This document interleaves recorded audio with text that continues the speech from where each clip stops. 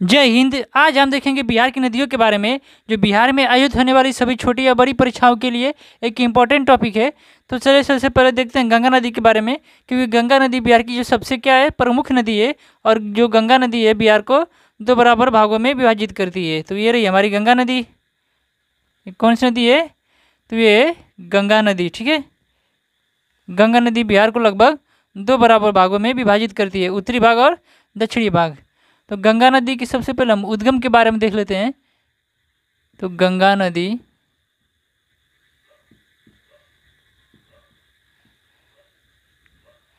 अगर हम गंगा नदी के उद्गम की बात करें तो कहाँ से हुआ है?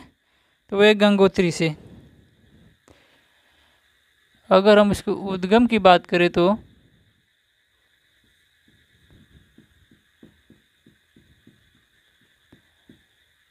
गंगोत्री से, जो उत्तराखंड में पड़ता है। गंगोत्री कहाँ पड़ता है? तो वह उत्तराखंड, ठीक है। गंगा नदी के अगर उद्गम की बात करें तो गंगोत्री से उसका उद्गम होता है, ठीक है। ये है आपकी, अगर नदी की बात करें तो दो नदियों के मिलने से हुआ है। ये आपका कौन सा है? अलकनंदा नदी।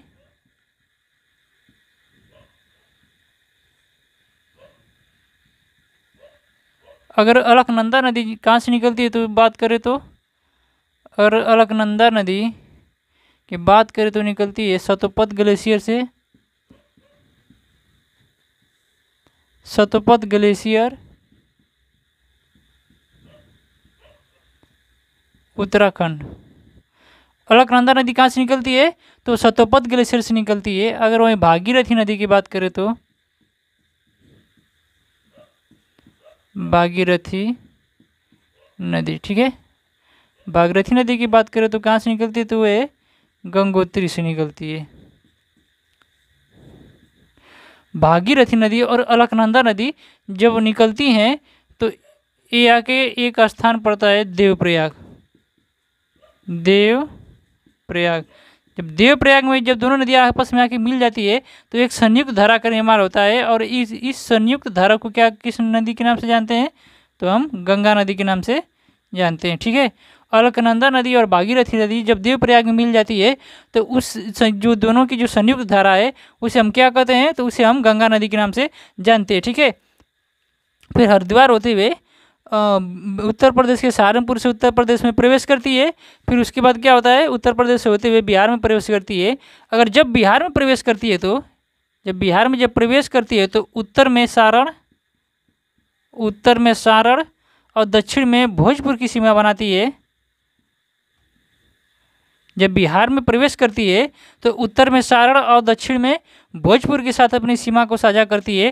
फिर अगर जब बिहार से निकलती है तो उत्तर में कटिहार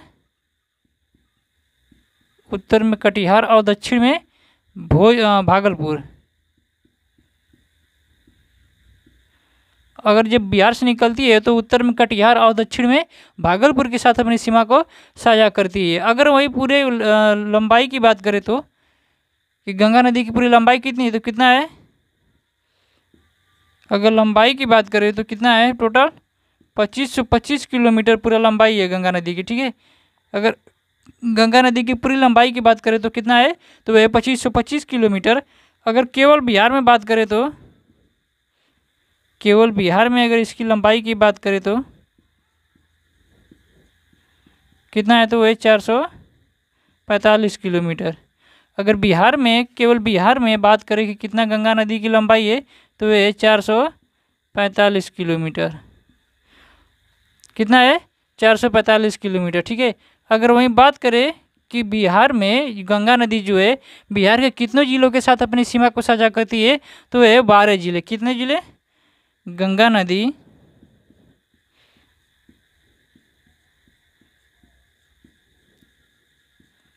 बिहार के कुल 12 जिलों के साथ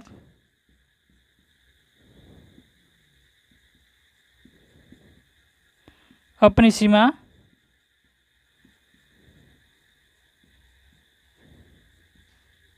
साझा करती है।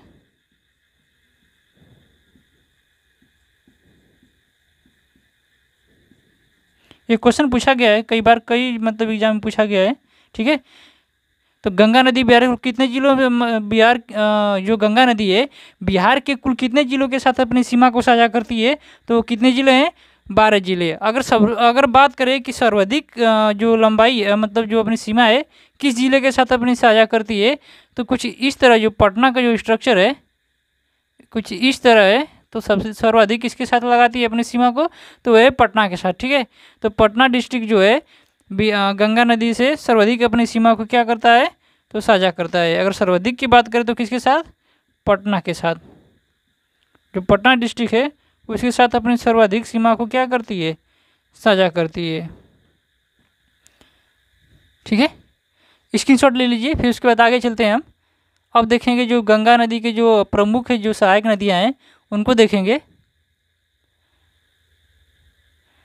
अगर गंगा नदी के उद्गम की बात करें तो कहाँ से हुआ है? गंगोत्री उत्तराखंड से। अगर नदी की बात करें तो भागीरथी और अलकनंदा नदी, जब दोनों देवप्रयाग में मिलती हैं तो फिर हम उसे किस नाम से जानते हैं, तो गंगा नदी के नाम से जानते हैं। ठीक है, फिर उसके बाद उत्तर प्रदेश के सहारनपुर से प्रवेश करती है उत्तर प्रदेश में, फिर उत्तर प्रदेश होते हुए कहाँ पर आ जाती है, तो बिहार में। अगर बिहार में आती है तो सबसे पहले उत्तर में सारण और दक्षिण में प्रवेश करती है, तो उत्तर में सारण और दक्षिण में भोजपुर की सीमा बनाती है।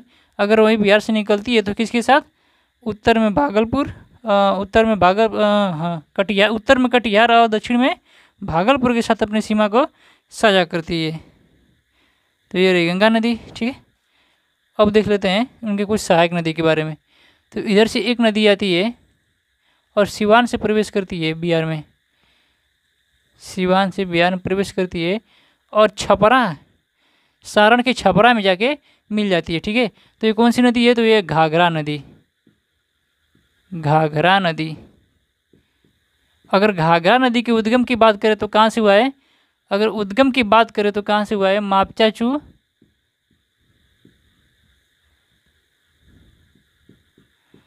मापचा चुंगिया भारचाचुंग।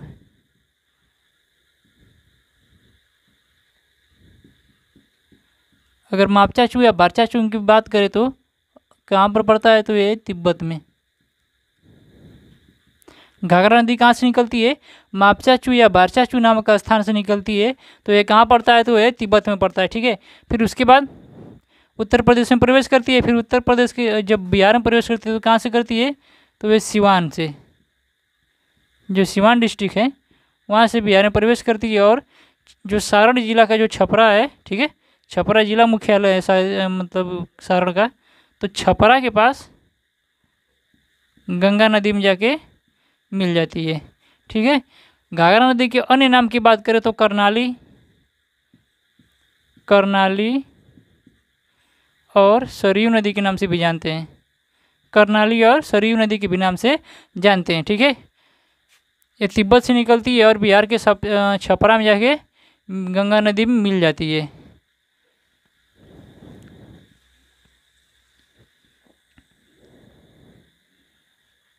अगर इस नदी की बात करें तो ये कौन सी नदी है? तो ये गंडक नदी, गंडक नदी। अगर गंडक नदी के उद्गम की बात करें तो कहाँ से हुआ है? तो ये भी नेपाल से हुआ है, नेपाल की पहाड़ियों से आती है। अगर यही बात करें कि जो बिहार में प्रवेश कहाँ से करती है, तो एक स्थान है भैंसालोटन, भैंसालोटन। तो भैंसालोटन नामक स्थान से प्रवेश करती है बिहार में। और भैंसालोटन कहाँ पड़ता है? तो ये पश्चिमी चंपारण में पड़ता है। ठीक है, तो पश्चिमी चंपारण के भैंसालोटन नामक स्थान से क्या होती है? बिहार में एंट्री मारती है। और भैंसालोटन के पास ही क्या बनाया गया है? तो त्रिवेणी बांध का निर्माण हुआ है और जिससे त्रिवेणी नहर का मतलब निकाला गया है। ठीक है, भैंसालोटन के पास में ही। तो भैंसालोटन नामक स्थान से जो कहाँ पड़ता है? पश्चिमी चंपारण में। यहाँ से बिहार में प्रवेश करती है और मिलती कहाँ पर है? तो ये सोनपुर। सोनपुर कहाँ पड़ता है? तो ये वैशाली जी डिस्ट्रिक्ट में पड़ता है, सोनपुर, सोनपुर। ठीक है, तो सोनपुर में जाकर क्या होती है? गंगा नदी में विलय हो जाती है। अगर वही गंडक नदी के उद्गम की बात करें तो कहाँ से हुआ है? नेपाल से हुआ है। एक नदी इधर से और आती है, इस नदी का क्या नाम है? तो इधर लिख देता हूँ इस नदी का नाम। तो ये बूढ़ी गंडक, बूढ़ी गंडक। अगर बूढ़ी गंडक नदी के जो उद्गम की बात करें तो बूढ़ी गंडक का उद्गम कहाँ पर हुआ है? तो सोमेश्वर की पहाड़ी, नेपाल से। सोमेश्वर की पहाड़ी नेपाल से हुआ है, ठीक है। जो कहाँ पड़ता है? सोमेश्वर की पहाड़ी, तो नेपाल में पड़ता है, ठीक है। तो नेपाल में ये बूढ़ी गंडक का जो उद्गम स्थल है कहाँ से है? सोमेश्वर की पहाड़ी, सोमेश्वर की पहाड़ी से जो नेपाल में पड़ता है वहाँ से उसका उद्गम हुआ है। और ये भी पश्चिमी चंपारण से एंट्री मारती है बिहार में, और कहाँ पर जाके मिल जाती है? तो ये खगड़िया, खगड़िया के पास कहाँ मिल जाती है? गंगा नदी में मिल जाती है। फिर उसके बाद इधर से एक और नदी आती है, और एक नदी इधर से आती है। इस नदी का नाम है बागमती नदी, बागमती नदी। अगर इसके उद्गम की बात करें तो ये भी नेपाल से निकलती है,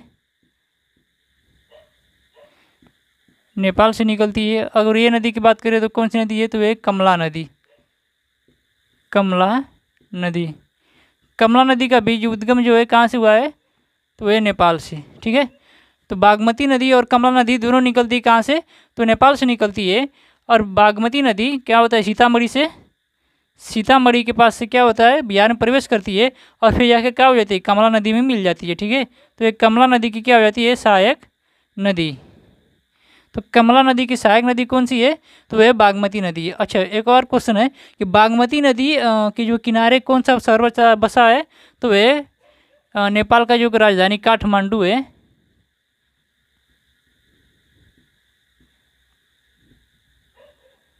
काठमांडू जो नेपाल की राजधानी है, कहाँ पर बसा है? तो ये बागमती नदी के किनारे बसा हुआ है। और पशुपति की मंदिर, पशुपति का जो मंदिर है वो बागमती नदी के क्या होता है?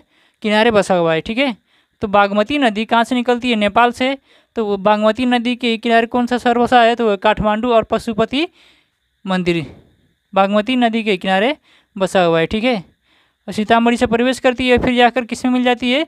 तो कमला नदी के में जाके मिल जाती है। कमला नदी की सहायक नदी कौन सी है? तो बागमती नदी। एक और नदी इधर से आती है,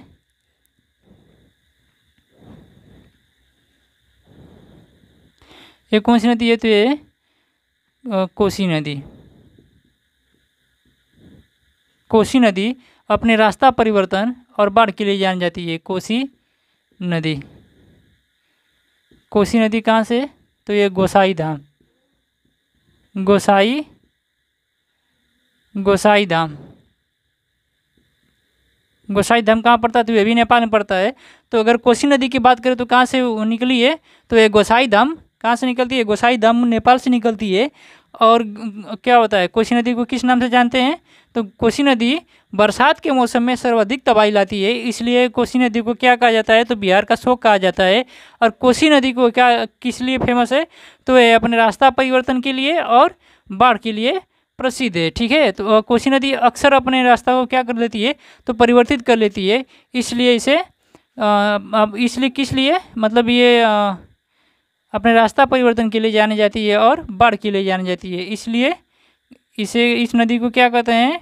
बंगाल का पश्चिम बिहार का बिहार का शोक कहते हैं, ठीक है। तो बिहार का शोक किसे कहते हैं? तो वे कोसी नदी को। और निकलती कहाँ से है? तो गोसाई धाम से निकलती है।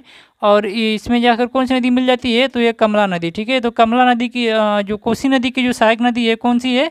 तो वह कमला नदी। अगर हम कोसी नदी की सहायक नदी की बात करें तो कमला नदी है। अगर कमला नदी की सहायक नदी की बात करें तो बागमती नदी है, ठीक है। ये कमला नदी आगे जाके किस में मिल जाती है? तो ये कोसी नदी में मिल जाती है। अगर कोसी नदी की बात करें तो मिलती कहाँ पर है? तो एक कुर्सेला, कुर्सेला, कुर्सेला कहाँ पड़ता है? तो वह कटिहार में पड़ता है। तो कुर्सेला के समीप जाकर गंगा नदी में क्या हो जाती है? मिल जाती है। फिर उसके बाद एक नदी और है, इधर से आती है, ये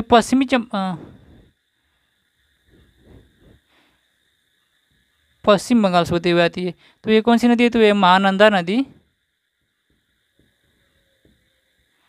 महानंदा नदी।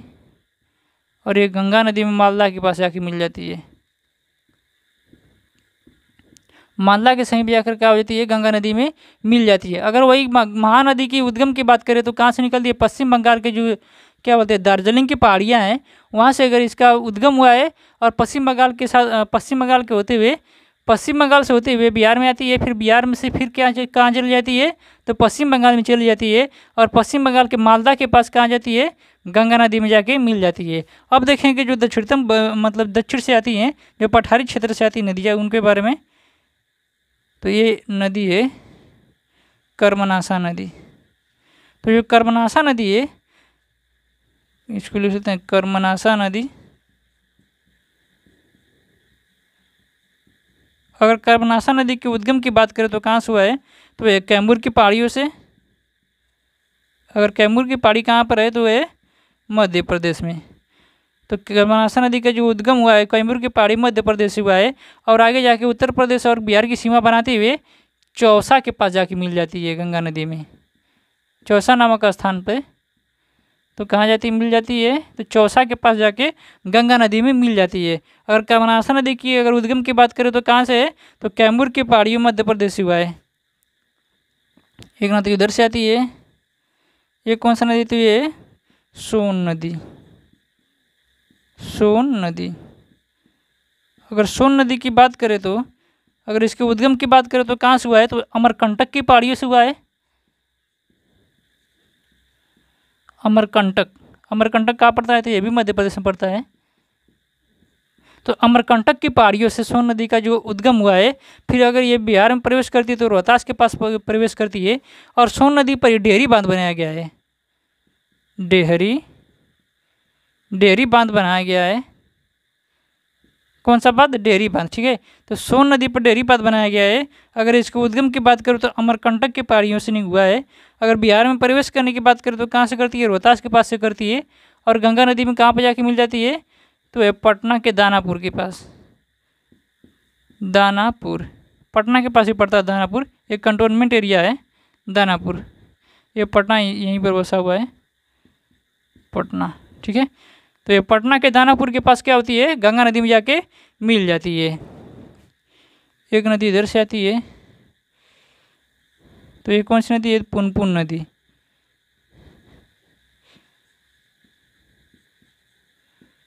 पुनपुन नदी। अगर पुनपुन नदी के उद्गम की बात करें तो कहाँ से हुआ है, पलामू झारखंड से हुआ है।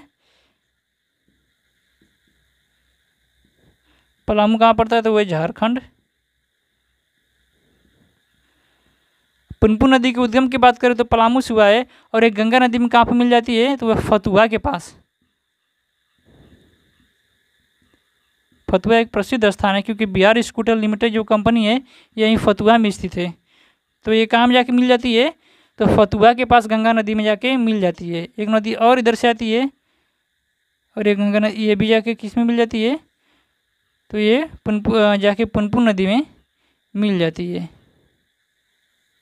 तो ये कौन सी नदी है, तो ये फल्गु नदी। फल्गु नदी, फल्गु नदी के किनारे किसको जन्म, मतलब गौतम बुद्ध को ज्ञान की प्राप्ति हुई थी, इसलिए प्रसिद्ध है। फल्गु नदी के किनारे किसका, मतलब किसको ज्ञान प्राप्ति हुआ था, तो वे गौतम बुद्ध जी को ज्ञान प्राप्त हुआ था। अगर वहीं एक फल्गु नदी के उद्गम की बात करें तो कहाँ पर हुआ है, तो फल्गु नदी का जो उद्गम हुआ है कहाँ से हुआ है, तो ये छोटा नागपुर का पठार, छोटा नागपुर का पठार। तो कहाँ पर है, ये भी झारखंड में है, झारखंड में छोटा नागपुर पठार से ये इसका क्या हुआ है, उद्गम हुआ है। और एक किस में जाके मिल जाती है, तो ये पुनपुन नदी में मिल जाती है। एक अजय नदी और क्यूल नदी है, तो इससे ज़्यादा क्वेश्चंस नहीं आते हैं, तो इसको ज़्यादा देखने की जरूरत नहीं है, ठीक है। तो ये रहे बिहार की सभी नदियाँ और इससे जुड़े जितने भी मतलब क्या है रिलेटेड जो फैक्ट है मैंने बता दिया। अच्छा एक और बात, गंडक नदी को शालिग्रामी भी कहते हैं क्योंकि इसमें पाया जाने वाला विशेष प्रकार का जो गोल आकार का जो पत्थर होता है, इसलिए इसको उसी के नाम से जानते हैं। किसके नाम से, तो शालिग्रामी के नाम से भी जानते हैं। तो इसको याद रख लेना, गंडक नदी को शालिग्रामी भी कहते हैं। तो इधर लिख लेते हैं शालिग्रामी,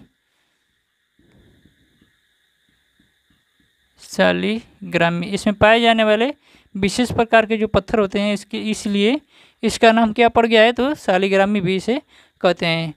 ये रहे बिहार के सभी जितने नदी हैं। तो एक बार इसको दोहरा लेते हैं। तो अगर वहीं दक्षिण में बात करें तो किसके साथ, तो ये भोजपुर के साथ अपनी सीमा को साझा करती है। अगर वही जब निकलती है बिहार से तो किसके साथ, तो अगर निकलती है तो उत्तर में भागलपुर और उत्तर में कटिहार और दक्षिण में भागलपुर के साथ अपनी सीमा को साझा करती है। अगर गंगा नदी की पूरी लंबाई की बात करें तो 2525 किलोमीटर दूरी है। अगर वहीं गंगा नदी की बात करें कि केवल बिहार में कितनी लंबाई है, तो 445 किलोमीटर दूरी, ठीक है। फिर उसके बाद है घाघरा नदी। तो घाघरा नदी कहाँ से निकली है, तो तिब्बत से निकलती है और फिर उत्तर प्रदेश से होते हुए गंगा नदी बिहार में प्रवेश करती है सिवान के पास से, फिर जाके छपरा में मिल जाती है। तो अगर वही गंडक नदी की बात करें तो कहाँ से मतलब निकलती है, तो वे नेपाल से निकलती है। अगर वही बात करें कि कहाँ से प्रवेश करती है बिहार में, तो भैंसालोटन नामक स्थान से। ये प्रसिद्ध है भैंसालोटन नामक स्थान, इसको याद कर लेना क्योंकि एग्जाम में पूछ चुका है कि भैंसालोटन नामक स्थान से क्या हुआ है, त्रिवेणी बांध बनाया गया है यहीं पे भैंसालोटन के पास, और यहीं से त्रिवेणी बांध का त्रिवेणी नहर भी निकाला गया है, इसलिए क्या है मतलब फेमस जगह है भैंसालोटन, ठीक है। ये पड़ता कहाँ पर है, तो पश्चिमी चंपारण पड़ता है। और क्या बोलते हैं, गंडक नदी को शालिग्रामी भी कहते हैं, और सोनपुर के पास में क्या जाती है, जाके गंगा नदी में मिल जाती है। फिर उसके बाद बूढ़ी गंडक, ये सोमेश्वर की पहाड़ी नेपाल से निकलती है, पश्चिमी चंपारण से बिहार में प्रवेश करती है, फिर खगड़िया के पास में जाके मिल जाती है, ठीक है। फिर उसके बाद आगे बागमती नदी और कमला नदी, ठीक है। एक कुर्सेला में जाके फिर किस में मिल जाती हैं सब, तो कोसी नदी में मिल जाती हैं सब। बागमती नदी की बात करें तो नेपाल का जो राजधानी काठमांडू शहर है, इसी मतलब कि बागमती नदी के किनारे बसा हुआ है। और पशुपति का जो मंदिर है, बहुत फेमस मंदिर है पशुपति का मंदिर, तो बागमती नदी के किनारे बसा हुआ है। तो कोसी नदी की बात करें तो इसे सब तो कोसी भी कहते हैं कोसी नदी को, क्योंकि कोसी नदी को जब इसका उद्गम हुआ है तो 7 छोटी छोटी धाराओं से मिलकर जो मतलब क्या हुआ है, इसका उद्गम हुआ है, इसलिए कोसी नदी को क्या कहते हैं, तो सप्त कोसी भी कहते हैं, ठीक है। ये इसका उद्गम की बात करें तो गोसाई धाम से हुआ है, और ये जाके मिल कहाँ जाती हैं, तो कुर्सेला कहाँ पड़ता है, तो कटिहार में, ठीक है। तो कटिहार में पास कुर्सेला जो नामक स्थान है, यहाँ पर जाकर कोसी नदी मिल जाती है। कोसी नदी को बिहार का शोक भी कहते हैं। फिर उसके बाद दार्जिलिंग के पहाड़ों से निकलती है महानंदा, फिर बिहार में प्रवेश करती है। फिर उसके बाद कहाँ जाती है, फिर चली जाती है पश्चिम बंगाल में, और मालदा के पास गंगा नदी में जाके मिल जाती है। फिर अगर वहीं दक्षिणतम की बात करें तो जो पठारी क्षेत्र से आती नदियाँ, तो कौन सी नदी हैं, तो कर्मनाशा नदी कहाँ से निकलती है, कैमूर मध्य प्रदेश से निकलती है, उत्तर प्रदेश और बिहार का जो सीमा बनाती है। फिर उसके बाद चौसा के पास जाकर क्या हो जाती है, गंगा नदी में मिल जाती है। फिर उसके बाद है सोन नदी। तो सोन नदी के उद्गम की बात करें तो कहाँ से हुआ है, तो ये अमरकंटक की पहाड़ियों से। तो अमरकंटक की पहाड़ी कहाँ पर है, तो ये मध्य प्रदेश में पड़ता है, ठीक है। फिर रोहतास के पास से क्या होती है, गंगा नदी में बिहार में प्रवेश करती है। फिर उसके बाद डेयरी बांध बनाया गया है, और दानापुर पटना के पास जाके मिल जाती है गंगा नदी में। अगर वहीं पुनपुन नदी की बात करें तो पलामू झारखंड से निकलती है, और फतुहा के पास जाके मिल जाती है। और फल्गु नदी की बात करें तो गौतम बुद्ध जी को जो क्या हुआ है, ज्ञान की प्राप्ति हुई है, वो फल्गु नदी के किनारे हुआ है।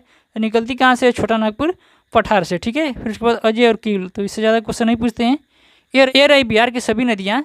आई होप कि आपको समझ में आया होगा। तब तक के लिए जय हिंद।